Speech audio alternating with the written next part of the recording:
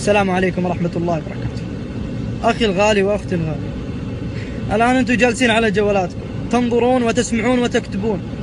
هل الذي تفعلونه يرضي الله أم عكس ذلك؟ إن كان يرضي الله فهنيئا لكم، وإن كان عكس ذلك فأسأل الله أن يغفر ذنوبكم وأن يتجاوز عنكم. بس أبشركم بشارة، إن الله سوف يغفر ذنوبكم، بس بشرط: من قال أستغفر الله الذي لا إله إلا هو الحي القيوم وأتوب إليه، أستغفر الله الذي لا إله إلا هو الحي القيوم وأتوب إليه، من قالها 7 مرات في اليوم غفر الله ذنوبه.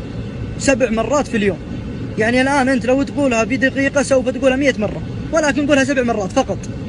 أسأل الله أن يحرم وجهك عن النار، وأسألك بالله لا تحرم نفسك الأجر ولا تحرمني أنا الأجر بعد.